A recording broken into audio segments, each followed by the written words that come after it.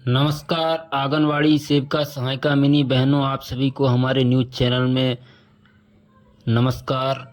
आज की सुबह 7 बजे की ज़रूरी खबरों में आपका स्वागत है। भाइयों एवं बहनों, आपको बता दें, सबसे पहले हम आपसे निवेदन करेंगे कि हमारे चैनल में को लाइक, सब्सक्राइब, कमेंट और वीडियो को शेयर ज़रूर करें और बेल आइकन की घंटी को ज़रूर दबा लें, जिससे जो भी हम वीडियो डालें तो आप तक सबसे पहले पहुँचे।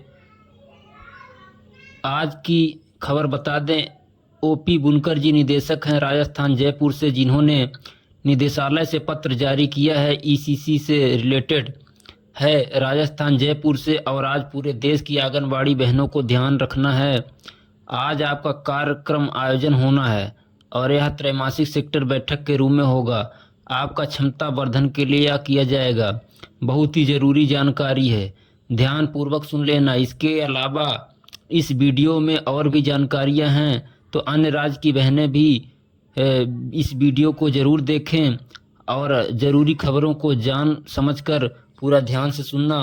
यहाँ पर सबसे पहले वाले पत्र की तो विषय है कि आंगनबाड़ी कार्यकर्ता एवं प्रारंभिक बाल्यावस्था देखभाल एवं शिक्षा ईसीसी पर नियमित क्षमता वर्धन के लिए अतिरिक्त कर बैठक का आयोजन। विषय अंतर्गत एवं प्रासंगिक पत्र के क्रम के लेख यह है कि नवीन पाठ्यक्रम आधारशिला पर आधारित नवीन एवं साप्ताहिक कैलेंडर के बेहतर इन गतिविधियों के नियमित संचालन के लिए आंगनवाड़ी कार्यकर्ताओं एवं एसीसी क्षमता वर्धन महिला पर्यवेक्षक के द्वारा मासिक सेक्टर बैठक में चर्चा की जा रही है।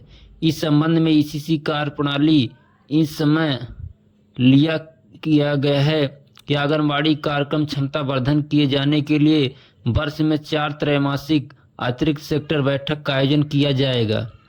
पूरा साल में कर बैठक आंगनबाड़ी बहनों की करेक्टर क्रमशः जुलाई में, अक्टूबर में, जनवरी में और अप्रैल में।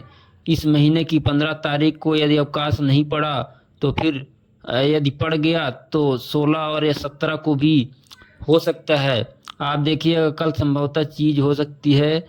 और यदि कहीं पर अवकाश रहा, क्योंकि बहुत से जगह कहीं बारिश, कहीं कुछ वजह से भी, तो फिर 16 को या 17 को इसका आयोजन होगा, जिसकी बैठक की अवधि 4 घंटे की होगी।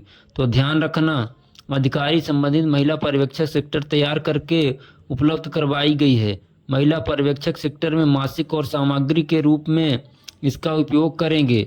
विस्तार से दी गई सामग्री रूप से इसका उपयोग कैसे करेंगे। सेक्टर पुस्तक में मासिक और त्रैमासिक सेक्टर बैठक के लिए पुस्तक के माध्यम से महिला पर्यवेक्षक कार्यकर्ताओं का चेक पर क्षमता वर्धन कर इसकी नियमित मॉनिटरिंग अर्थात समय समय पर जांच करेंगे।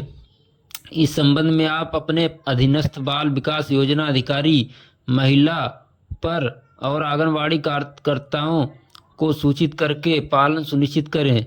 जानकारी भेजी थी कि 15 जुलाई को यह सेक्टर बैठक है, और यदि फिलहाल छुट्टी रही तो यह बैठक 16 या 17 जुलाई को होगी। ध्यान से सुनिएगा पर क्या कहा गया है। प्रमुख सचिव बाल विकास पुष्टाहार उत्तर प्रदेश सरकार, संख्या है 607। 9 जुलाई को लेटर जारी किया गया था, जिसके द्वारा उत्तर प्रदेश सरकार के सतत विकास लक्षण की प्राप्ति के लिए शिशु एवं बाल पोषण, स्वास्थ्य तथा समग्र विकास के राज्य सरकार की प्राथमिकताओं के क्रम में सतत विकास लक्ष्य 2 के अंतर्गत वर्ष 2030 तक कुपोषण की दर में कमी लाने के लिए इस दिशा में 5 वर्ष से कम आयु के बच्चों में नाट्य दर को 40% घटाने की लक्ष्य प्रस्तावित है। इस लक्ष्य की प्राप्ति के लिए स्वास्थ्य एवं पोषण के क्षेत्र में विभागीय कार्यक्रमों के प्रभावी क्रियान्वयन में अंतर्गत विभाग की समय और निगरानी एवं मूल्यांकन की प्रभावी व्यवस्था सुनिश्चित किया जाना बहुत ही आवश्यक है। इसके लिए बाल विकास सेवा पुस्तक विभाग एवं स्वास्थ्य विभाग के द्वारा संयुक्त रूप से संभवतः अभियान वर्ष 2025 के अंतर्गत नवाचार के रूप में और नवीनीकरण विशेष रूप से कार्य किया जाएगा।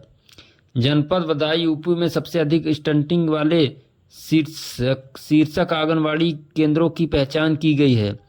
इन केंद्रों में सुधार की दिशा में विशेष हस्तक्षेप के लिए जनपद और ब्लॉक स्तर से अधिकारी को एक केंद्र का नोडल अधिकारी उपयुक्त कार्य में के लिए जिम्मेदारी होंगे। 14 जुलाई को निदेशक बाल विकास सेवा प्रचार उत्तर प्रदेश लखनऊ के स्तर से 1 जून वीडियो कॉन्फ्रेंसिंग के माध्यम से निरीक्षण और गूगल फॉर्म भरने के संबंध में आवश्यक प्रशिक्षण प्रदान किया जाएगा। इससे संबंध में लिंक पाठक से प्रेषित की आंगनबाड़ी केंद्र अधिकारी का नाम पर ऐसे सेंटर है जहां पर नाट्य वाले बच्चों की संख्या देखने को मिल रही है। तो यहां पर आप देख लीजिए, नोडल अधिकारी के नाम, उनका मोबाइल नंबर, ब्लॉक का नाम और केंद्र का नाम सब दर्शाया गया है। इस तरह से आप देख सकते हैं और अभियान चलाया जाएगा निर्धारण करके जो जांच करेंगे इस संबंध में। और समझना है कि केवल बदायूं उत्तर प्रदेश में और इस कार्य को शुरू करके 31 जुलाई या कार्य पूरा किया जाएगा। बच्चों की सूची आपके हिसाब से की जा रही है। दिनांक 15 जुलाई को पूरे राज्य में विशेष मापन एवं निगरानी अभियान संचालित किया जाना सुनिश्चित था, लेकिन यह नहीं हुआ तो आगे भी हो जाएगा। इसी दिन नामित नोडल अधिकारी को अंतर्गत आंगनबाड़ी केंद्र पर जाकर के ग्रंथ मॉनिटरिंग की सघन निगरानी करनी होगी। अपने सम्मुख अंकित केंद्र के बच्चों की वजन और लंबाई ऊंचाई मापन के आधार पर यदि कुपोषण ट्रैकर पर दर्ज मापन है तो उसे संशोधित भी कराया जाएगा। अपनी रिपोर्ट में इसका उल्लेख भी किया जाएगा। समुचित आयोजन की नियमित निगरानी करें। नोडल अधिकारी सुनिश्चित करें कि गंभीर कुपोषण बच्चों की समय मध्य पहचान कर उन्हें आवश्यक उपचार के लिए सामुदायिक आधारित प्रबंधन अथवा पोषण केंद्र में समुचित रूप से रेफर किया जा रहा है। साथ ही यह भी देखा गया है कि आवश्यक दावों के उपयोग के लिए उपलब्ध हो नोडल अधिकारी एवं ग्रामीण स्थिति की रिपोर्टिंग के लिए गूगल सेट में सूचना भरना अनिवार्य है। उपरोक्त कार्य उत्तर प्रदेश सरकार के 10 में सर्वोच्च प्राथमिकताओं में सम्मिलित है।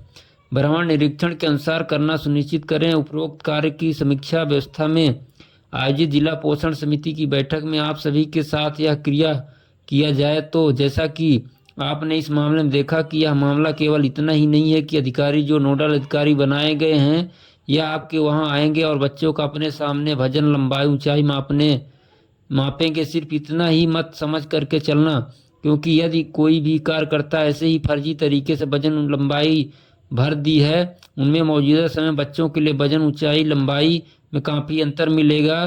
तो ऐसे आंकड़ों को प्रविष्टियों में एग्जाम मिलान होगा। तो ऐसे में भौतिक रूप से यदि कर दिया होगा तो ऐसी बहनों को लेकर कार्रवाई भी हो सकती है।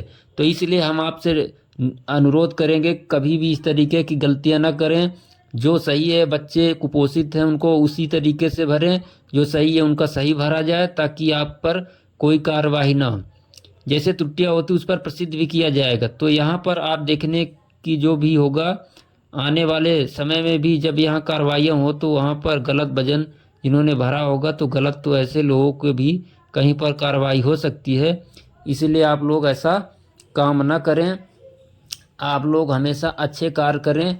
जो भी सरकार की गाइडलाइन है, और हम आप सभी को बताना चाहते हैं कि एक बार फिर हम आपसे अनुरोध करते हैं कि हमारे चैनल को लाइक, सब्सक्राइब और वीडियो को शेयर ज़रूर करें, ताकि और बेल आइकन की घंटी को ज़रूर दबाएं, जिससे हम वीडियो डालें तो आप तक ज़रूर पहुँचें। समय समय पर हम हर तरीके की वीडियो और योजनाओं से संबंधित